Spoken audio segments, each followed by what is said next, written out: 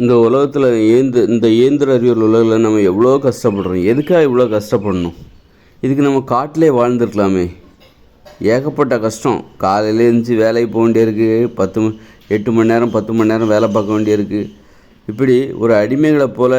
ஆனால் பிற உயிரினங்கள் பாருங்கள், ஒரு மாடாக சுதந்திரமாக வாழ்ந்துட்டுருக்குது. யாரும் அவங்கள வேலை வாங்கிறது கிடையாது. அந்த அளவுக்கு சுதந்திரமாக அவங்க இருக்காங்க. அப்போ நாம் மனிதர்களாக பிறந்தது என்ன பெரிய தண்டனையா இல்லை குற்றமா? நம்ம எவ்வளோ கஷ்டப்படுறாங்க பாருங்கள் வாழ்வதற்காக. குப்பை கூட பொறுக்கி பிழைக்கிறாங்க காலங்காத்தாலே. இன்றைக்கி பார்த்தேன், ஒரு 6:30 கூட காலங்காத்தாலே அவங்க அந்த அளவுக்கு மனிதர்கள் இந்த மாதிரியான உலகத்துக்கு ஏன் இவ்வளோ கஷ்டப்படணும்? இவ்வளோ கஷ்டப்பட்டு வாழ வேண்டிய அவசியம். இதுக்கு நம்ம காடுகளிலே வாழ்ந்துருக்கலாமே. காடுகளிலே அல்லது கிராமத்திலே இந்த மாதிரி உலகத்தை நாம ஏன் உருவாக்கணும்? ரோடை போடுறது, பாலத்தை கட்டுறது, விமானத்தை, விண்வெளி ஆராய்ச்சி, அது இதுன்னு சொல்லி எதுக்கு இதெல்லாம் இவ்வளோ இன்றைக்கி இவ்வளோ துன்பம்? அப்போ எதுக்காக அப்படின்னு கேட்டால், இந்த மனிதர்கள் இந்த சண்டை போடுறாங்களா, அந்த சண்டை போடுகிற அவர்களுடைய கவனத்தை திசை திருப்புறாங்க.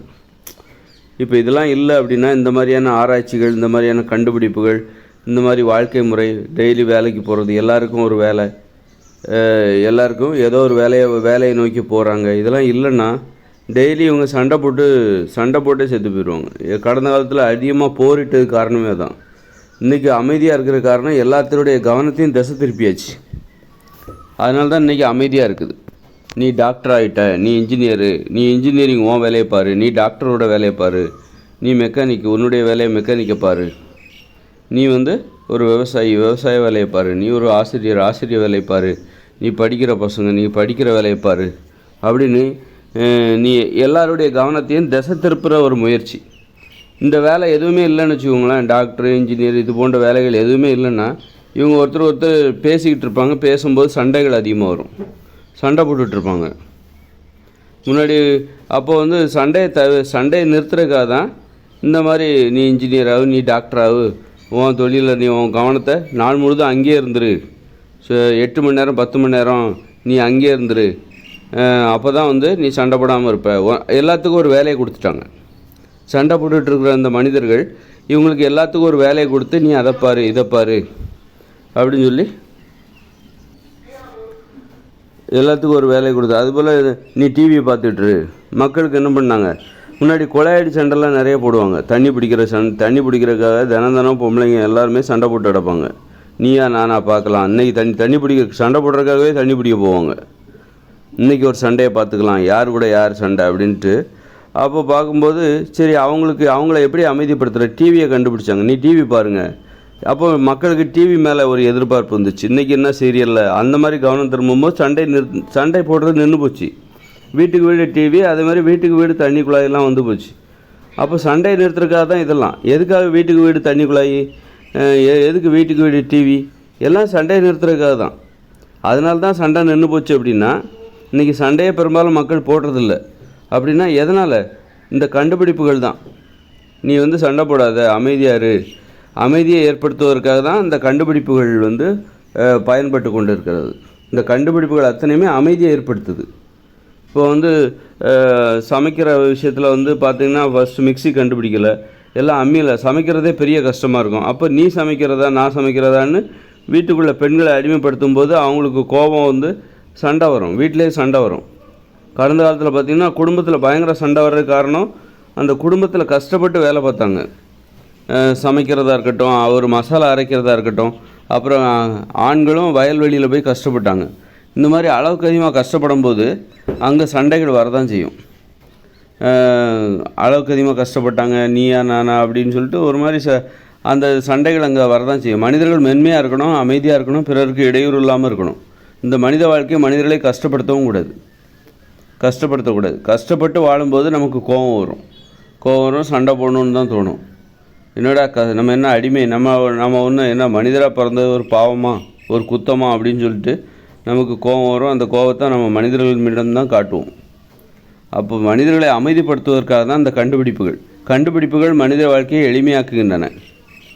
கண்டுபிடிப்புகள் என்பது இந்த மிக்சி, கிரைண்டரு, டிவி இதெல்லாம் மனித வாழ்க்கையை அமைதிப்படுத்துகிறது.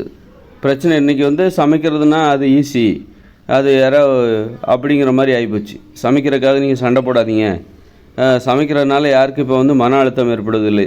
ஒருத்தர் தன்னை அடிமையாக அன்றைக்கி வந்து அடிமையாக நினச்சாங்க. நாம் எல்லாருக்கும் சேர்த்து சமைக்கிறோம், மசாலா அரைக்கிறோம் கஷ்டப்பட்டு. அப்படிங்கும்போது அதுபோல் ஆண்களும் அந்த மாதிரி ஒரு அரிசியை உற்பத்தி பண்ணுறதுக்காக அவங்க வயல்வெளியில் அப்படி மாடாக உழைச்சாங்க. என்னடா இந்த வாழ்க்கைக்காக எப்படி கஷ்டப்படும், அந்த கோபத்தை மனிதர்களிடம் தான் காட்டுவாங்க. அவங்க அவ்வளோ கோவப்படும் போது, அவ்வளோ கஷ்டப்பட்டு உழைக்கும்போது பயங்கர கோபம் வரும். இந்த வாழ்க்கை மீது ஒரு கோபம் வரும், மனித வாழ்க்கை மீது ஒரு கோபம் வரும், மனிதர்கள் மீதே ஒரு கோபம் வரும். அந்த கோபத்தை மனிதர்களிடம் தான் காட்டுவாங்க. ஒரு சண்டைன்னு வந்தால் இறங்கி வந்து வெட்டுவன் குத்துவன்னு இறங்கிடுவாங்க, அவ்வளோ கோபம் வரும். அப்போ மனிதர்கள் வந்து அமைதியாக இருக்கணும்னா அவர்கள் மென்மையான வேலைகளை செய்ய வேண்டும். ரொம்ப வன்மையான வேலைகளை செஞ்சாங்கன்னு வச்சுக்கோங்க, அவங்களுக்கு கடுமையான கோபம் வரும். அதனால் வந்து கடுமையான கோபம் மனிதர்களை அழித்து விடும். அப்போ இந்த கண்டுபிடிப்புகள்லாம் என்ன பண்ணுது, முன்னாடி சைக்கிள் மிதிப்பாங்க. ஒரு ஊருக்கு போகணுன்னா 2-3 கிலோமீட்டர் போகணுன்னா சைக்கிள் மிதிப்பாங்க. 5 கிலோமீட்டர் போனாலும் 10 கிலோமீட்டர் போனாலும் சைக்கிள் மிதிச்சே போவாங்க, அல்லது நடந்தே போவாங்க. அப்போ அவங்களுக்கு அவ்வளோ அவங்களுக்கே தெரியாது அவங்களுடைய கோபத்துக்கு இந்த மாதிரி கஷ்டங்கள் தான் காரணம்னு தெரியாது. அவங்க இவ்வளோ கஷ்டப்படுறது தான் அவங்களுடைய கோபத்துக்கு காரணம்னு அவங்களுக்கு தெரியாது. அப்போ வந்து பெண்கள்லாம் வந்து பார்த்திங்கன்னா இந்த நெல்லெல்லாம் வந்து ரைஸ் மில்லாம் இல்லாதப்போ நெல்லை உரலில் போட்டு இடித்து புடச்சி அவ்வளோ கஷ்டப்படுது, மாங்குன்னு நாள் முழுதும் கஷ்டப்படுவாங்க. அப்போ அவங்களுக்கு எவ்வளோ கோபம் இருக்கும், அந்த மனித வாழ்க்கை மீதே ஒரு கோபம் இருக்கும். அந்த கோபத்தில் தான் சின்னதாக சீண்டுனாலும் சரி பயங்கரமாக சண்டை வந்துடும். அப்போ மனித வாழ்க்கையை அமைதிப்படுத்தணும் அப்படின்னா மனித வாழ்க்கையை மென்மையாக மாற்றணும். இந்த மாதிரி குறிப்பாக வீடுகளில் கஷ்டமான வேலைகள் எதையுமே செய்யக்கூடாது. அப்போ தான் மனித வாழ்க்கை அமைதியாக இருக்கும். வீடுன்னா அது ஓய்வு, அமைதி, மென்மையாக இருக்கணும். மென்மையான வேலைகளை தான் செய்யணும், அமைதியாக இருக்கணும், ஓய்வாக இருக்கும். அமைதியாக இருக்கக்கூடாது, ஓய்வாக இருக்கணும்.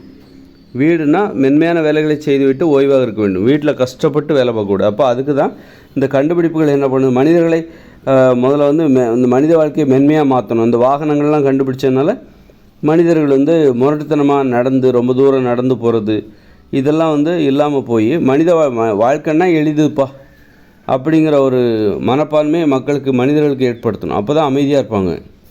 நீங்கள் மனிதர்கள் வந்து கஷ்டப்பட்டு வாழ்கிறாங்க, கஷ்டப்பட்டு உழைக்கிறாங்கன்னா அங்கே சண்டைகள் அதிகமாக வரும், சண்டை சச்சரவுகள் அதிகமாக இருக்கும். கடந்த காலத்தில் வந்து மனிதர்கள் கஷ்டப்பட்டு உழைச்சாங்க, கஷ்டப்பட்டு வாழ்ந்தாங்க. வீட்டில் மசாலா அரைக்கிறது, சமைக்கிறது, அப்புறம் அந்த விவசாய நிலத்தில் பார்த்திங்கன்னா அங்கே ஒரு கஷ்டம், இப்படி மாடாக உழைச்சாங்கல்ல. அதனால தான் அவங்களுக்கு பயங்கர கோபம் வந்துச்சு. அப்போ அவங்கள அமைதிப்படுத்துறதுக்காக தான் இந்த கண்டுபிடிப்புகள்லாம், இந்த கண்டுபிடிப்புகள்லாம் அமைதிப்படுத்துவதற்காக தான். அப்போது நம்ம வந்து இப்போ மனிதர்களுக்கு என்ன கோவம்னா, என்னடா நம்ம காடுகளிலே போய் வாழ்ந்துருக்கலாமே அப்படிங்கிற நினப்பை வந்துடக்கூடாது. அவருடைய வாழ்க்கையை மென்மையாக்கணும், அமைதியாக்கணும் அப்படிங்கிறதுக்காகவே இந்த கண்டுபிடிப்புகள் கண்டுபிடிக்கப்படுகிறது. இப்போ வந்து ஐயா ஜாலி, எங்கே வேணாலும் நம்ம வந்து ஈஸியாக போகலாம். ரொம்ப தூரம் ஒரு 50 கிலோமீட்டர் 20 கிலோமீட்டர் வேணாலும் 2 வீலரில் ஈஸியாக போயிடலாம், எந்தவித கஷ்டமும் டயர்டும் இல்லாமல் போயிடலாம். அப்புறம் விமானம் மூலமாக அடுத்த நாட்டுக்கே போகலாம், சமைக்கிறது ஈஸி, எல்லாமே ஈஸி அப்படிங்கிற ஒரு மனப்பான்மை. அதனால தான் இன்றைக்கி மனிதர்கள் அமைதியாக இருக்காங்க. நல்லா கவனிச்சுக்கோங்க. இன்றைக்கி ஏன் மனிதர்கள் வந்து பக்கத்து வீடுகளில் சண்டை போடுறதில்ல, குழாயடி சண்டை போடுறதில்ல. குழாயடி சண்டை போட்டு வீட்டுக்கு வீடு குழாய் வச்சுட்டாங்க. பொது குழாயின்னு வந்தால் அங்கே சண்டை தான் வரும், அதுக்கு ஒரு கூட்டம் வந்தால் சண்டை தான் வரும். அப்போ சண்டையை தவிர்ப்பதற்காக புதிய கண்டுபிடிப்புகள், போர்லாம் போட்டு வீட்டுக்கு வீடு தண்ணி பைப்பு வேறு அது மாதிரி அமைதிப்படுத்துகிறாங்க. வீட்டுக்கு வீடு டிவியை பாருங்கள், டிவியில் உங்கள் கவனத்தை செலுத்துங்க. எல்லாமே அமைதியை ஏற்படுத்துவதற்கான ஒரு முயற்சி. 2 வீலர்லாம் நீங்கள் எதுக்கு ரொம்ப தூரம் நடந்து கஷ்டப்படுறீங்க, இந்தாங்க 2 வீலரில் போய், அதனால் மக்களுக்கு ஒரு அமைதி. ரொம்ப தூரம் போகணுமே அப்படிங்கிற அந்த பயமே இல்லை இன்றைக்கி. அவங்களுக்கு ரொம்ப தூரம் போகணும், 100 கிலோமீட்டரில் டெய்லி 100 கிலோமீட்டர் போயிட்டு வராங்க. எவ்வளோ ஆச்சரியமான விஷயம் பாருங்கள். டெய்லி வேலைக்கு போகிறதுக்காக காலையில் 6 மணிக்கு எழுந்திரிச்சு திண்டிவனத்துலேருந்து சென்னைக்கு போகிறாங்க. அது மாதிரி சென்னையை சுற்று வட்டாரத்தில் சென்னையை சுற்றி உள்ள ஊர்கள்லேருந்து 100 கிலோமீட்டர்லேருந்து சென்னைக்கு போயிட்டு திரும்ப வீட்டுக்கு வராங்க. டெய்லி 200 கிலோமீட்டர் பயணிக்கிறாங்க. ஆனால் அவங்க ஜாலியாக இருக்காங்க, ஏன்னா அதில் எந்த கஷ்டமும் இல்லை. ட்ரெயினில் ஏறி உட்காடுறாங்க, ட்ரெயினில் போயிட்டு கஷ்டமே இல்லாமல் ஒரு தூக்கத்தை போட்டுட்டு வீட்டுக்கு வந்துடுறாங்க. தூங்கிக்கிட்டே வேலைக்கு போயிட்டு அப்புறம் காலையில் 6 மணிக்கு எழுந்துச்சி ட்ரெயின் ஏறிட்டு 9 மணிக்கு அது கொண்டு விட்டுரும். இந்த மாதிரி ஒரு பம்பாய் இருக்குன்னா பம்பாயை சுற்றி அந்த மாதிரி சுற்று வட்டாரங்களில் பகுதி வசிக்கிற மக்கள் பம்பாய்க்கு தினமும் வேலைக்கு போயிட்டு திரும்ப வீட்டுக்கு வருவாங்க கிராமப்புறங்கள்லேருந்து. அந்த மாதிரி அப்போ இன்றைக்கி வந்து வாழ்க்கைங்கிறது வந்து அச்சுறுத்தலை. ரொம்ப தூரம் போகணுமே அல்லது சமைக்கணுமே அப்படின்னு எந்தவித அச்சுறுத்தலுமே இல்லை. குக்கர் இருக்குது, வச்சா 5 நிமிஷத்தில் அது வந்து சோறை வச்சிடலாம். இப்படி எல்லாமே ரெடிமேடாக கிடைக்கிது. அல்லது போய் சப்பாத்தி உருட்டணுமே, மாவு பிசையணுமே, எல்லாம் வேண்டாம், ரெடிமேடாகவே உனக்கு மாவு கிடைக்கிது, அப்படி ரெடிமேடாகவே சப்பாத்தி மாவு எல்லாமே இருக்குது அப்படின்னு சொல்லிட்டு மனித வாழ்க்கையை வந்து நீ பயப்படாத, இந்த இயந்திர அறிவியல் உலக வாழ்க்கையை பார்த்து நீ பயப்படாத அப்படின்னு சொல்லிவிட்டு நமக்கு ஆறுதல் தர்ற மாதிரி தான் இந்த கண்டுபிடிப்புகள். நம்மளை வந்து ஆறுதல் தருது. நீ பயப்படாத, உனக்கு எல்லாமே நாங்கள் ஈஸியாக பண்ணித்தர்றோம் அப்படின்னு. அதை எப்படி இந்த மனிதனுடைய கஷ்டத்தை போக்கலாம், அதை கண்டுபிடிப்பாளரின் நோக்கங்கிறது என்ன தெரியுமா? மனிதனுடைய கஷ்டத்தை போக்குறது தான். அவங்க ஏன் இவ்வளோ கஷ்டம் எதுலெல்லாம் மனிதர்கள் கஷ்டப்படுறாங்க, அப்போ அதை நம்ம எளிதாக மாற்றுவதற்கு நம்ம ஒரு கண்டுபிடிச்சு அவங்ககிட்டே நம்ம அதை வியாபாரம் பண்ணுவோம், அதை வாங்கிப்பாங்க, ஆச்சரியப்படுவாங்க. இதனால் தன்னுடைய வாழ்க்கையில் உள்ள வேலைகள் குறையுது. இந்த கண்டுபிடிப்பை பயன்படுத்துங்க, உங்களுடைய வேலைகள் குறையுது, உங்களுடைய கஷ்டம் குறையுது. இதுதான் இந்த கண்டுபிடிப்போட நோக்கமே.